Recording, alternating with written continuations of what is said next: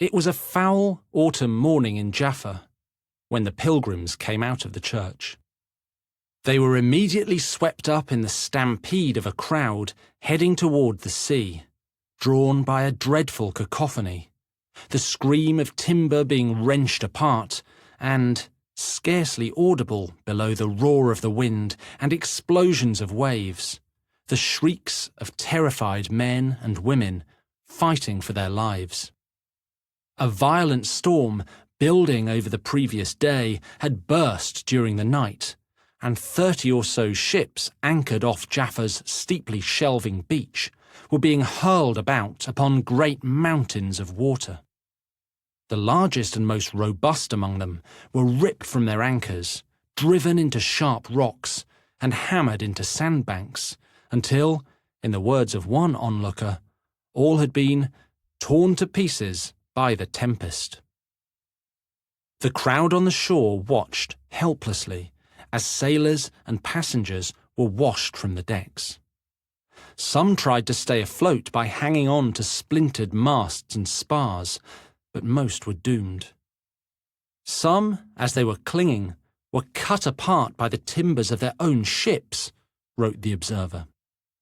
Some, who knew how to swim, voluntarily committed themselves to the waves, and thus many of them perished.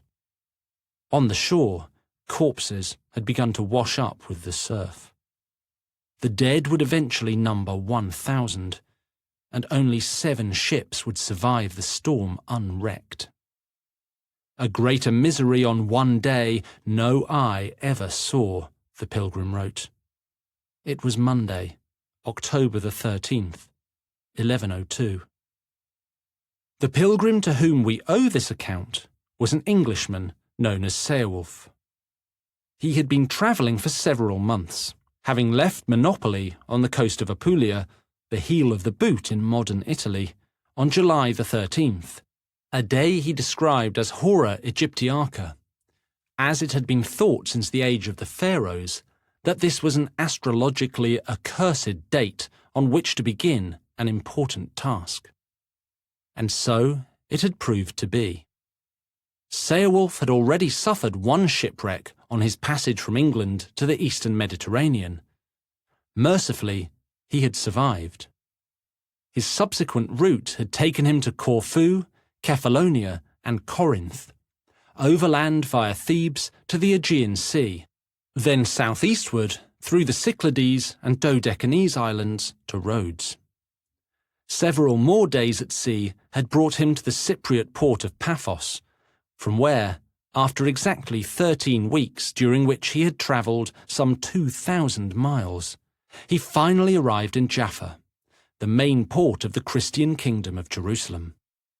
He was rowed to shore just hours before the fatal storm struck. Despite the many privations and terrible risks of seafaring, Ceolwulf had seen great things on his journey east, as he and his fellow travellers had alighted their boat every few days to beg accommodation from islanders whom he called, generically, the Greeks. He had gazed on the silk workshops of Andros, and had been to the site of the long-vanished Colossus of Rhodes. He had visited the ancient city of Myra, with its beautiful semicircular theatre, and had been to Phoenicia, a windswept trading port founded by the Phoenicians in an area known by the local people as 60 Oars, due to the roughness of the seas.